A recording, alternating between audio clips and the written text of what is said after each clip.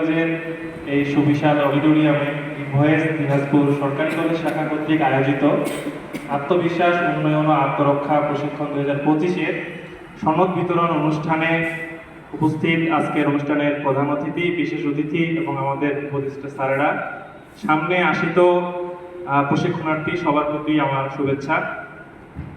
আমরা যদি কিছুদিন পূর্বে যাই, আজ থেকে প্রায় 7 বছর পূর্বে ঢাকা বিশ্ববিদ্যালয়ের একজন নারী শিক্ষার্থীকে একজন টোকাই ছেলে হেনস্থা করে, পরবর্তীতে সেই ছেলেটিকে গ্রেফতার করা হয়।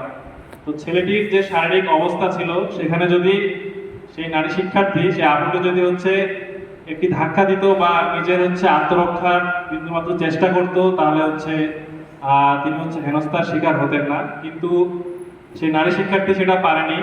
তো আমরা দেখেছি সেখানে অভাব ছিল মূলত আত্মবিশ্বাসে। সক্ষমতা ছিল কিন্তু অভাবটা ছিল আত্মবিশ্বাসে।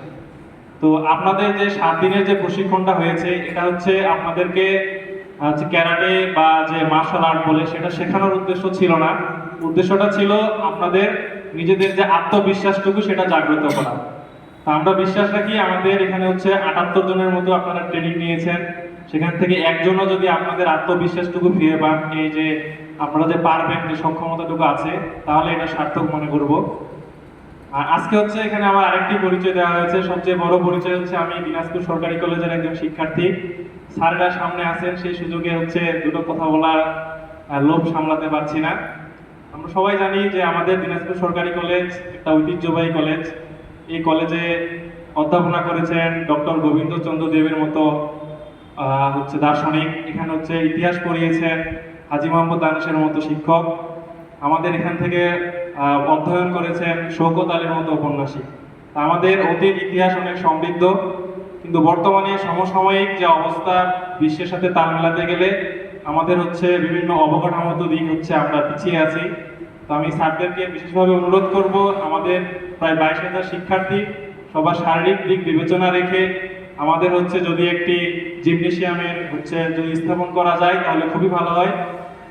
আমরা তারুণ্যের যে উৎসব হয়েছিল, সেখানে আমরা গ্রিনভয়েস থেকে একটি ড্রিম ক্যাম্পাস থিম রেখেছিলাম।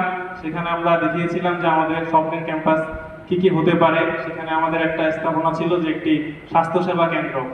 পরবর্তীতে আমরা দেখেছি যে আমাদের একটি স্বাস্থ্যসেবা কেন্দ্র আলাদাভাবে হয়েছে। আমরা অনেক আনন্দিত। আমাদের এতগুলো শিক্ষার্থীর স্বাস্থ্যের কথা বিবেচনা রেখে আমাদের যদি একটা জিমনেশিয়াম স্থাপন করা যায়, এবং আমাদের কলেজে যে অবস্থিত একটি ক্যাফেটেরিয়া আছে, সেটা যদি স্যারেরা চালু করেন তাহলে খুবই ভালো হয়। এলোমেলোভাবে কথাগুলো বললাম, আশা করি স্যারেরা ভুল ত্রুটি ক্ষমাসুন্দর দৃষ্টিতে দেখবেন। আজকের অনুষ্ঠানের সফলতা কামনা করে এখানে শেষ করছি। আসসালামু আলাইকুম।